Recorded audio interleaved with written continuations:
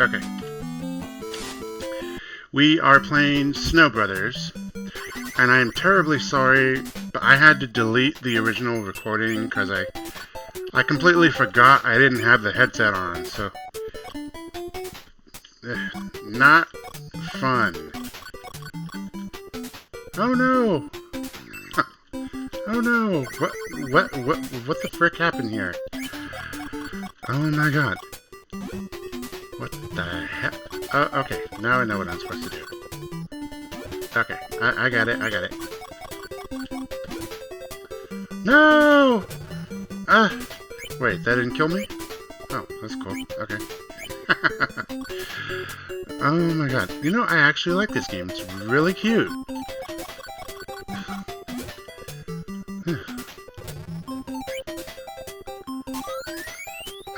Cool.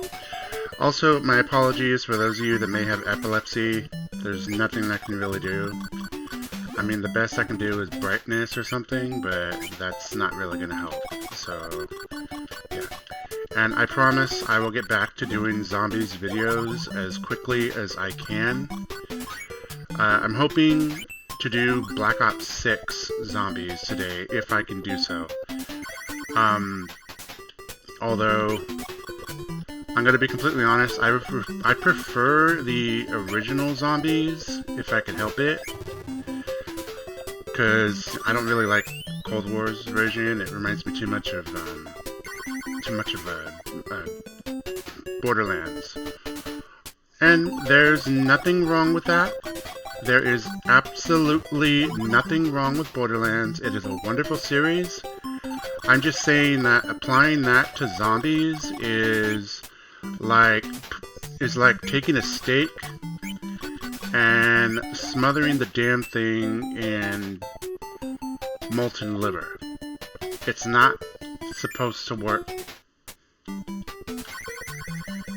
It will never, ever be decent.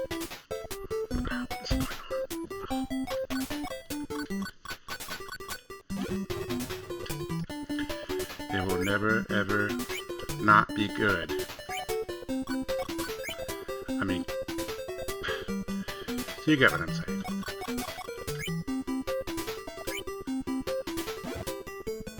Whee! Okay, this is cute. No, really, I actually like this game. I'm not gonna lie, it's difficult though. Although, you know, it really is nice to just go rolling with the snowball. I mean, come on. This is... Now, I don't know how much this sold back in the day, but I can imagine this would have been a good purchase. You know, just for your little gamers starting out, it would have been really nice, you know? But I imagine that it's not everybody's cup of tea, but it's really cool. I mean, you know, I like the graphic designs, I love the music. I wish there was a little more enemy variety, especially when it comes to the sprites. And that's another thing I want to bring up. The enemy sprites are very well designed. Now, I know everybody is going to say, oh, but the NES can only do such and such. It's like, you know, that's actually perfectly right. The NES can only do sprites and tile maps because that's what it's designed to do. Now, if you look on other computers of the day, and of course, you know, I'm going to bring up the usual Commodore PET, Spectrum, you'll find that the graphics are decent, but they're not what you would call arcade perfect or arcade quality, because only the Commodore at the time could do that. And feel free to correct me if you want, but in my eyes, there were only 2 computers of the day that could realistically pull off arcade level sprites, and that was the Atari 800 series, and that was the Commodore 64. Every other computer tried, and yes, the ZX Spectrum was an amazing computer for what it could do, but it didn't have sprite capability. And I know what you're going to say. I understand completely that, yes, it doesn't have sprites, but it does have the capability of making games. It just doesn't have the ability to make them in sprite form. So it has to use its own custom character set for that. And I legitimately applaud the creativity of most programmers for this machine. It's just beautifully made and beautifully designed. There are some very prominent programmers in the Sinclair ZX forum. Dr. Beep, in particular, can squeeze magic out of a 1K ZX81. The dude is he basically he just wrote his own book on Amazon. It's called I'm not sure what it's called, but it's basically exploiting 1K or something, working with 1K, or I don't really know at the moment. But it's like, if you can take a system from 1980 that was never meant to create these types of games in the first place, and then do it in such a way that... Okay, for those of you that don't understand, the ZX81 came out in I think it was 1980? Okay, so Clive Sinclair had made the MK14, following on from the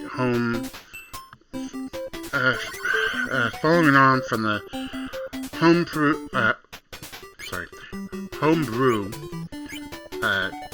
do-it-yourself computer kits like the AIM and the SIM and the Chem1, and he made a computer called the MK14.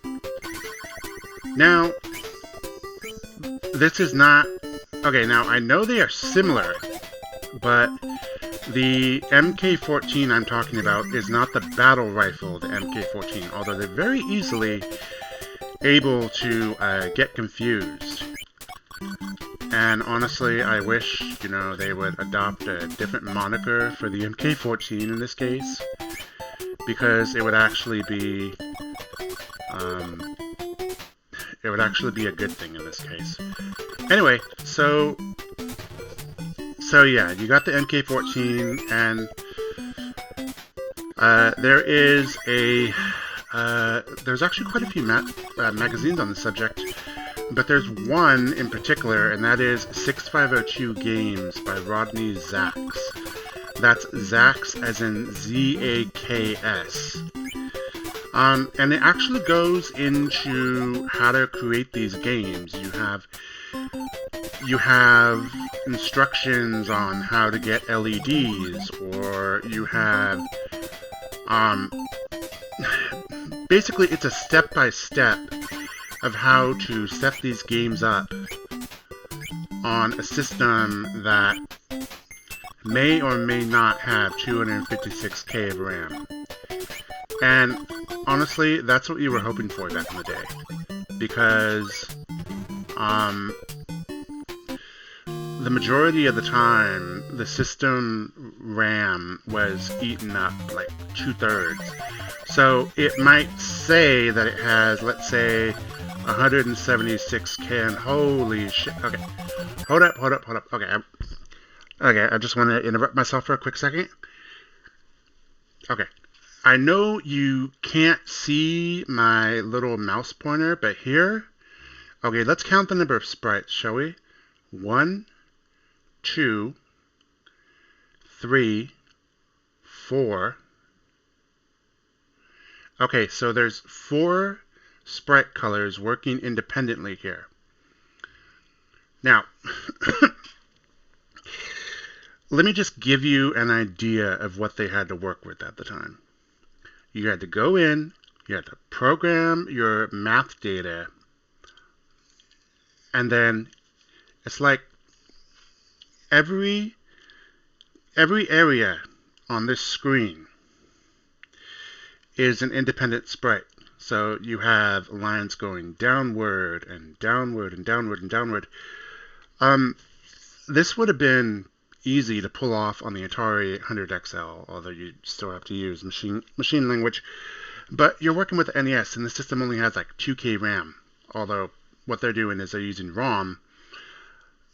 I don't know how they programmed the sprites directly, but all I do know is that the machine implements sprites and tile maps directly into the hardware. This can impose some limitations, but you just have to work with those. Even the Sega Genesis had to do things in software. The Super Nintendo, I don't know. So anyway, okay, so you have, okay, let's see, 1, 2, 3, 4, 5, 6, 7, 8, 9, 10.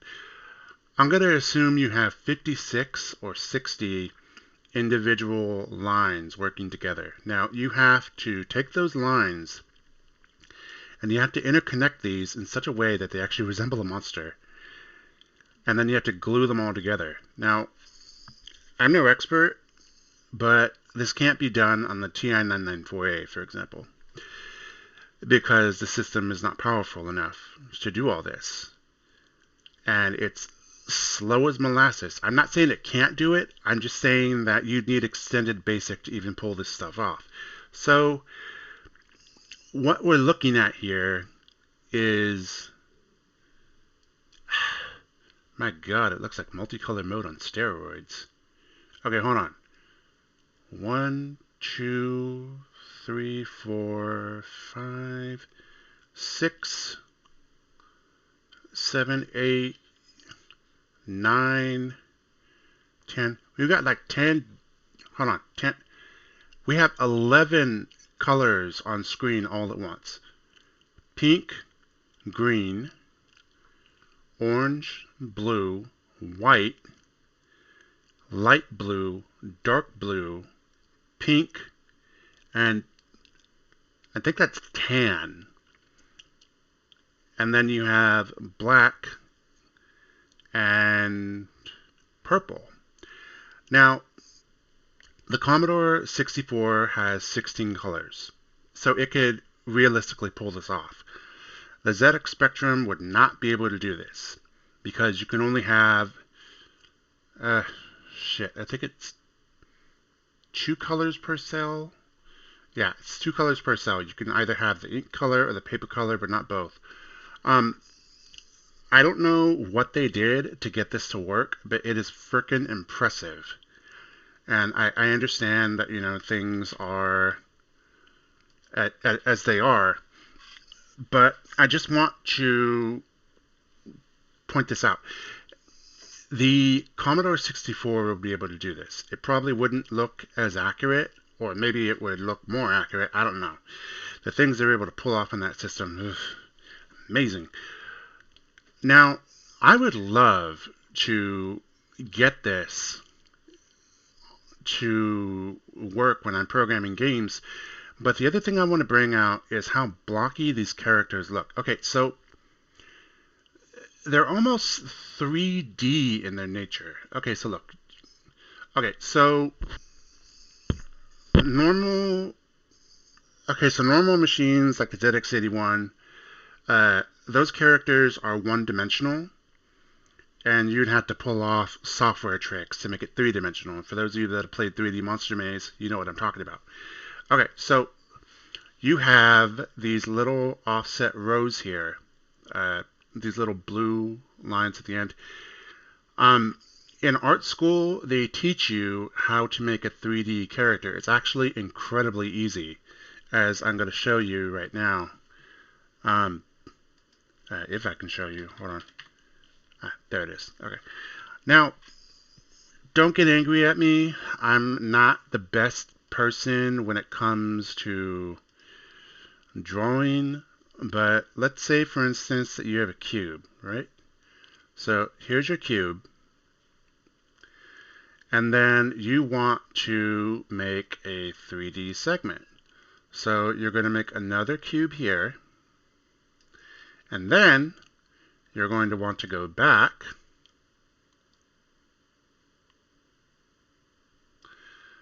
and then you're going to want to go back again. So from there, okay, so from here, okay, let's just put a little X right here and an X right there. That will,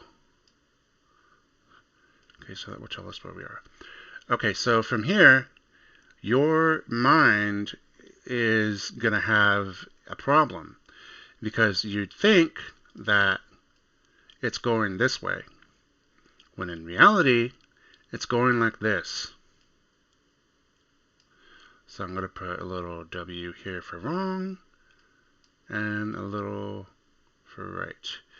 Okay, so you think it's sloping upwards and going down, but really it's going down and to the right. Now, what's going on here is, hold on, let me get that out of the way. Okay, so what's going on here is normally you would expect a sprite to be like this, right? So the C64, hold on, let me erase all this real quick. Okay, so the C64, let's do 64. Again, please excuse the crappy drawing. I'm normally not this bad. Okay, so you have the C64. Let's say you're drawing the sun. Okay, so on the ZX spectrum, you'd be able to pull off a perfect circle. On the C64, that circle would look like this.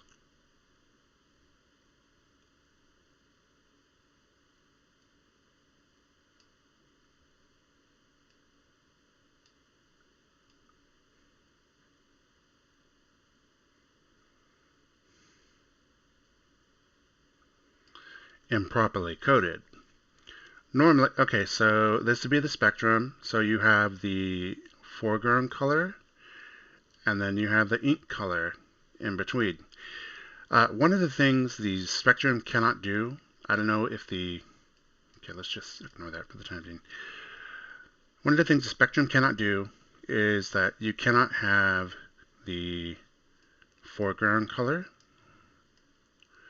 You cannot have the ink color. So you can have a foreground and a ink color, but you can't have a background color. So let's say, for instance, you're making this for the ZX spectrum. So you would have, let's see, you would have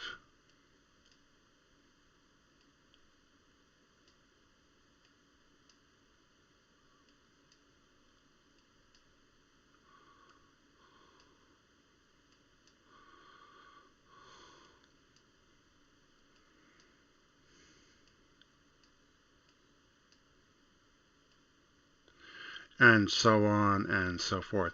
So you would have red and you would have green. So let's just assume they're all following the same slope, right?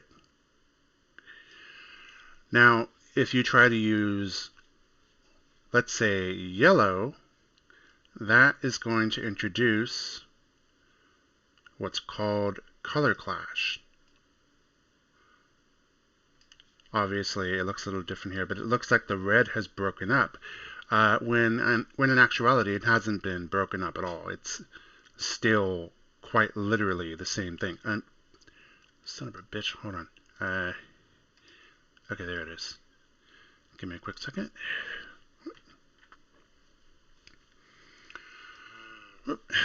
2 seconds, 2 seconds. Where are we? Okay, there we are.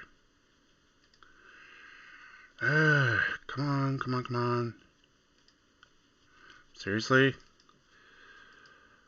Oh boy. Okay. Alright. Let me try window capture. Untitled paint. There we go. Okay, so And this is just for the people that don't know what's happening here.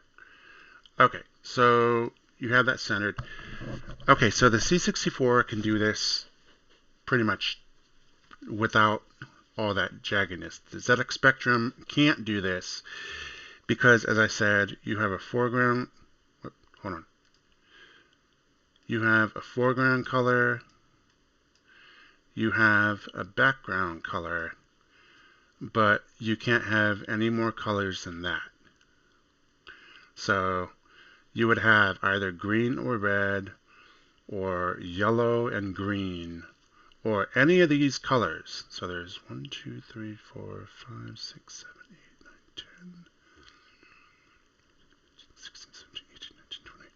There's 20 colors here you can choose from. 20, 19, 18, 17, 16.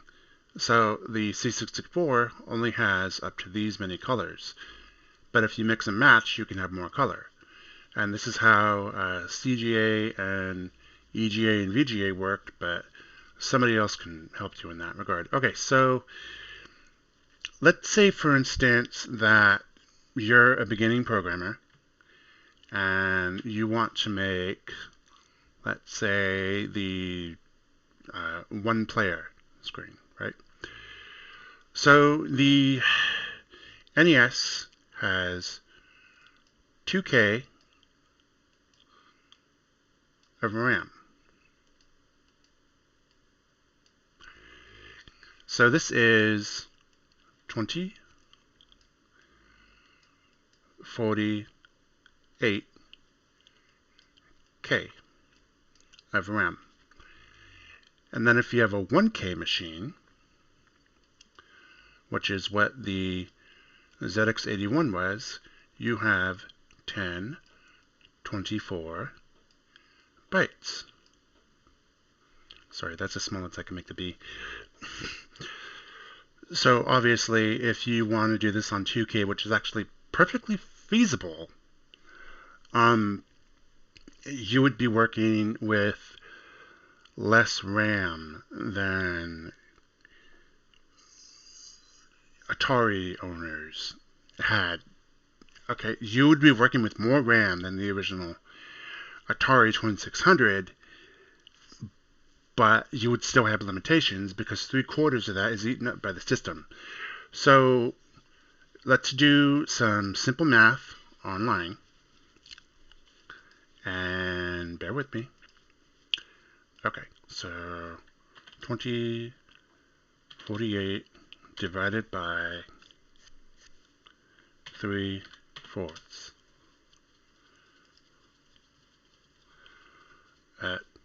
No, that's not it. Okay. All right.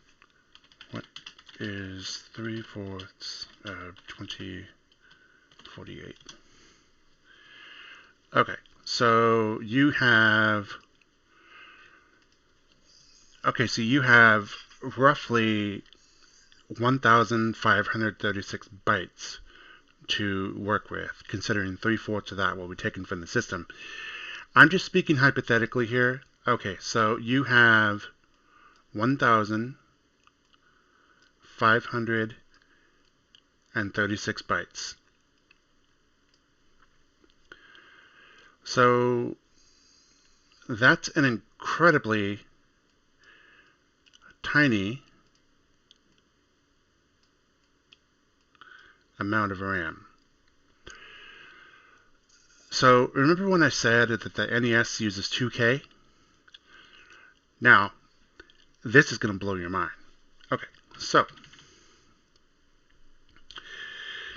when you need to create data, okay, so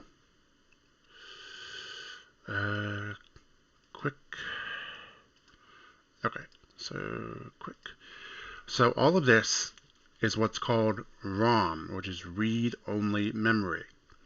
Now, starting with the original Super Mario Brothers, that didn't use a lot of ROM. So the original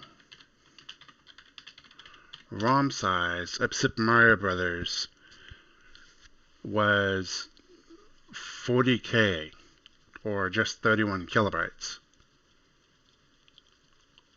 Oh, 8K character ROM. Holy crap. Okay. 40 kilobytes, PRG ROMs, 32K, character ROMs. Okay, so the program ROM. Okay, so some new terms here. PRG stands for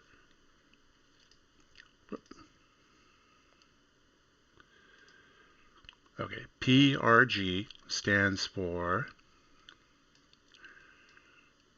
Program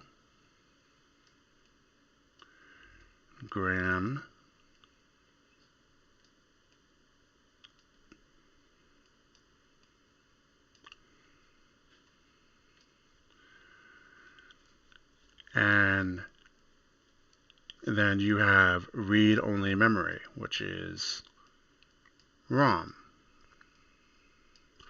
So program ROM. That's essentially what PRG ROM is. That's the amount of, so program, I'm going to put a little thing down here. It says data, and then ROM,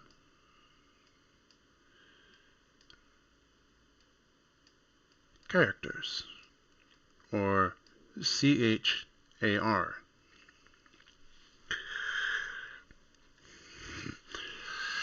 So let's imagine for a second that you want to make, and I know I showed you this already, but let's say, for instance, you want to make the 1P, right? So, like I said before, the NES has 2K of maximum RAM, but the ROM can be bigger. Now, Snow Brothers, you would obviously need a lot of ROM to get this done, so you would have it in slits. You'd have 1, 1,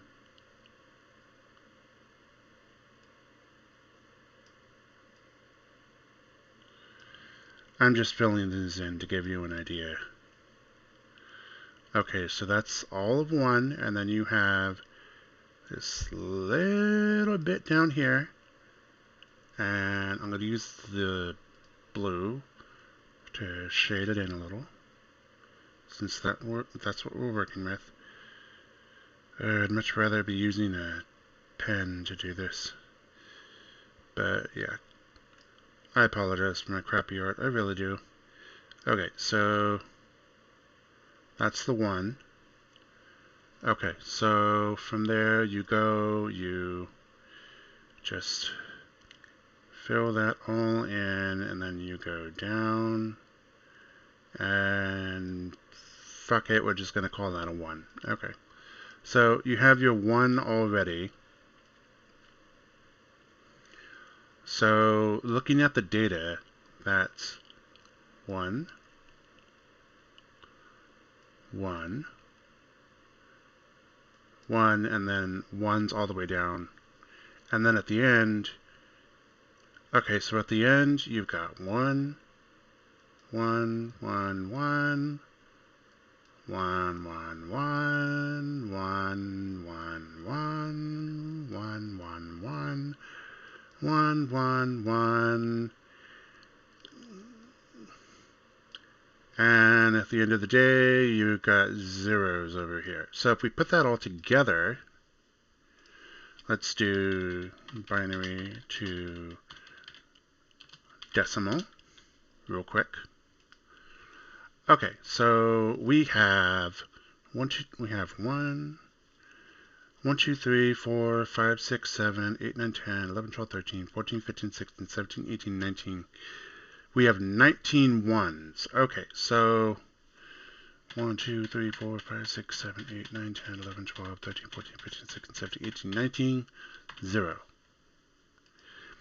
That works out to 104,850. Okay, hold on. All right, 1,048,574 in decimal. That's 7 digits of data. just for, give me a second, just for this little 1 right here. Now, putting these all together, you would need a massive amount of ROM just to get all this to function, and then you have to program all that in. And the sad thing is that not a lot of people realize how much work these games are. Now, the NES is a great machine because it implements all this directly into the hardware. In other words, what cheap-ass Jack Trammell refused to do for the Commodore 64 BASIC, the N64 does directly in the hardware. So all that overhead and worry and headaches, you don't need to worry about that because the N64 knows what it's doing. All you have to do is supply the code. Whereas on game systems like the ZX Spectrum, you would have to figure out the data. And this is just like back in the day. So you would have to, give me a second. I really wish there was a way to just, just use text, just simply write frickin' text so I don't have to deal with this crap. Okay, I think there is. Hold on.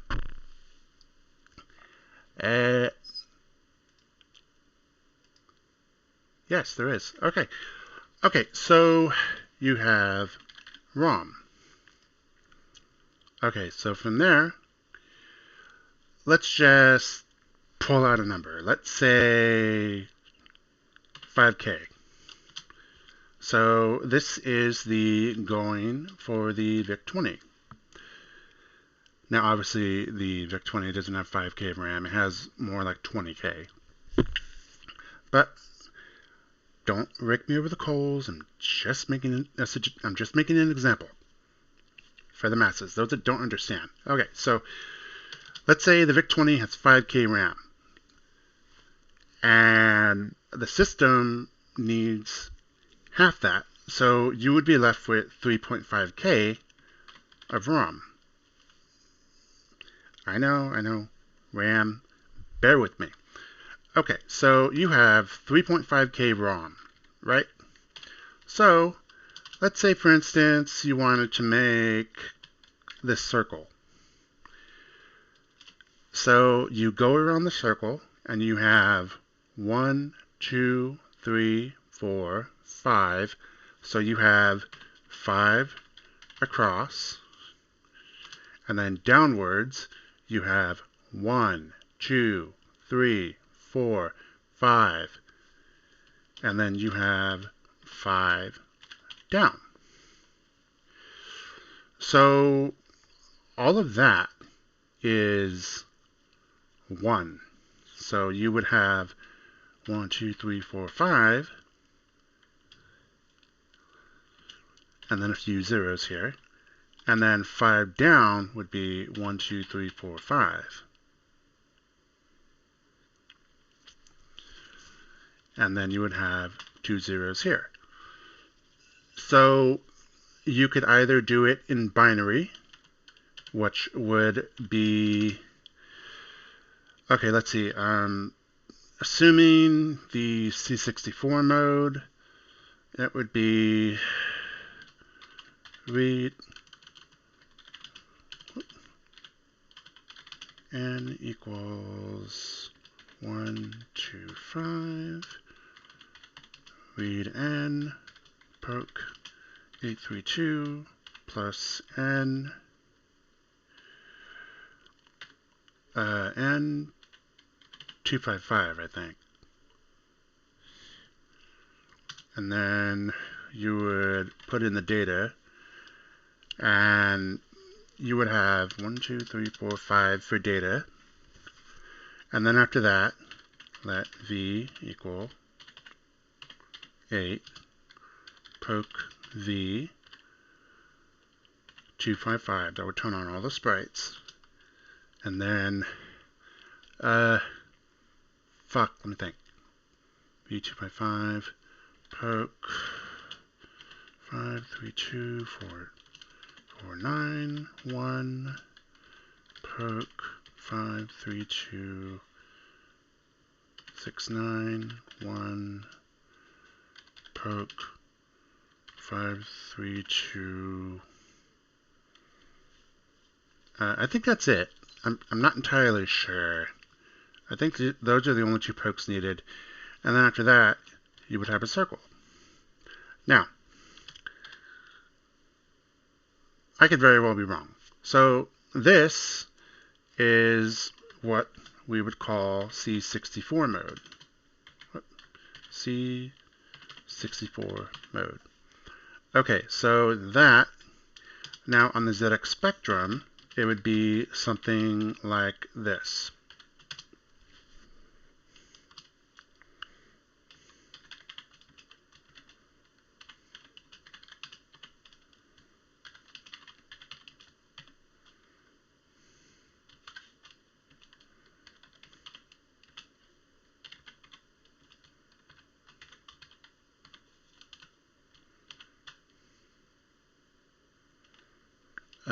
Okay, hold on.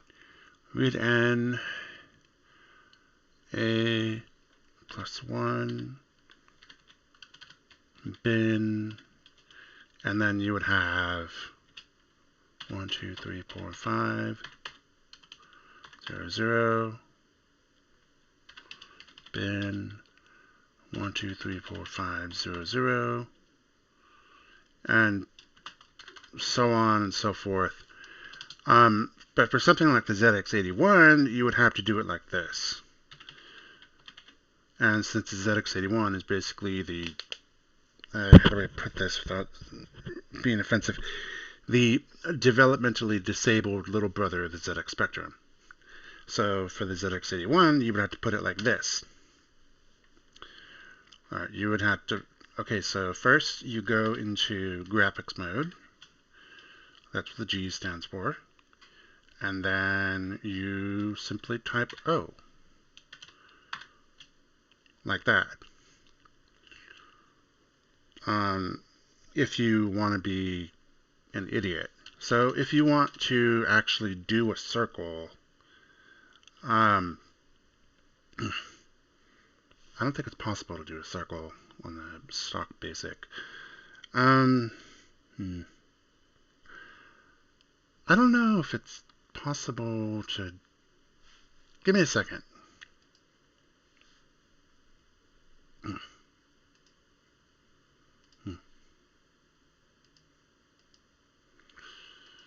All right, let me do a quick check. All right.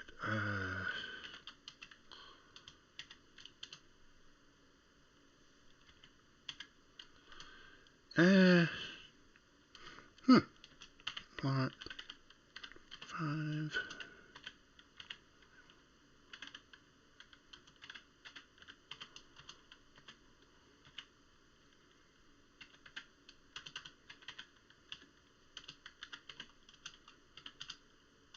I don't think it's possible.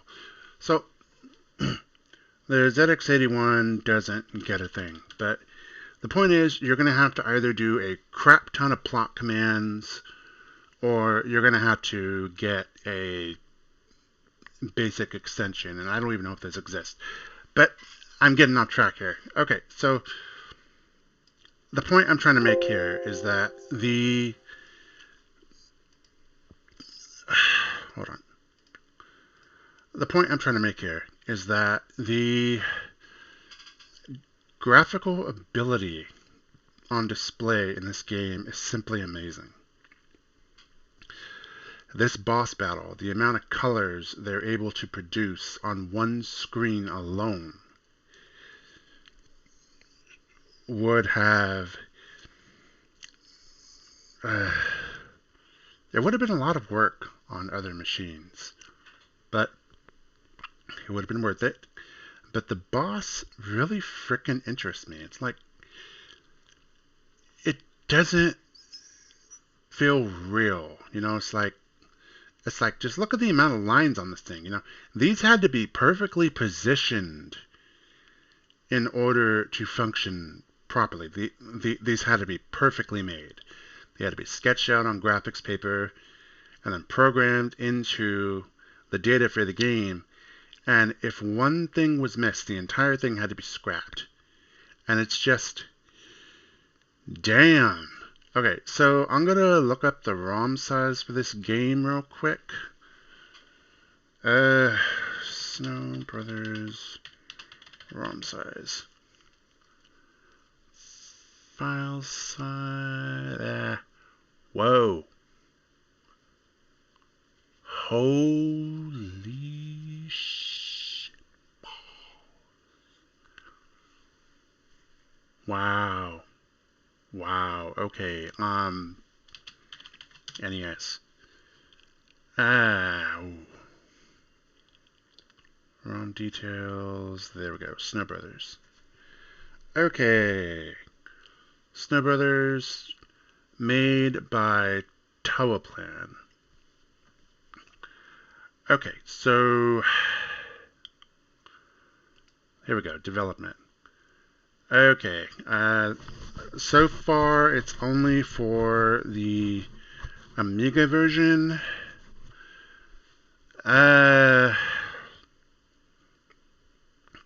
Developed by Soft House and first released, it features a new story sequence which depicts an origin story unique to this version. I need the ROM. Yeah, I need the ROM size, which I'm not gonna get here. Fuck. Okay. Ooh. Okay. Okay. What year did this come out? Okay, this came out in 1990. So, what size were NES ROMs in 1990? Okay, the NES had a basic ROM support of 40K in 1990. Okay, so I guess I'm looking at the wonders of 40K ROM, which is fucking astounding. Now, 40K does not seem like a whole lot. And in fact, it isn't a whole lot. But the fact that they were able to fit this into 40K, you have, okay, all right, so let's count the colors we have here, okay? You have blue, you have purple, you have green, white, orange, red, pink, tan, light blue, dark blue, light blue, dark blue. Yeah, you've got like, counting orange, I think that's 11. You've got like 11 freaking colors here, all working at once on a system with only 2K RAM, and it's literally like, this should not be possible. I'm impressed. Anyway, I don't want to keep you guys waiting any longer than I have to, so let's just finish the game. Or at least finish the first stage. Okay.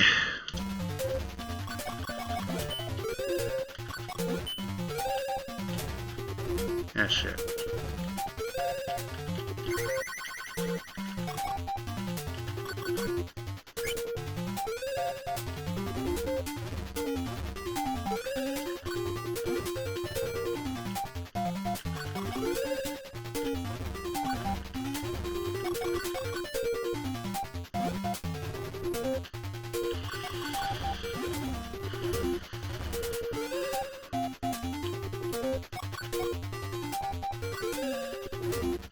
Oh no!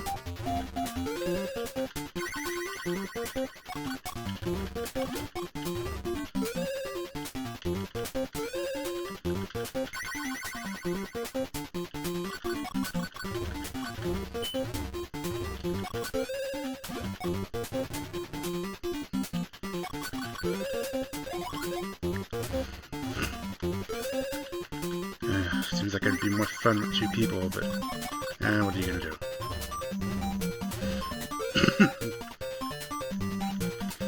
I really like the fact you have infinite lives. It's actually, I mean, it's not too out of left field, and it's actually very, very inviting for a game of this caliber.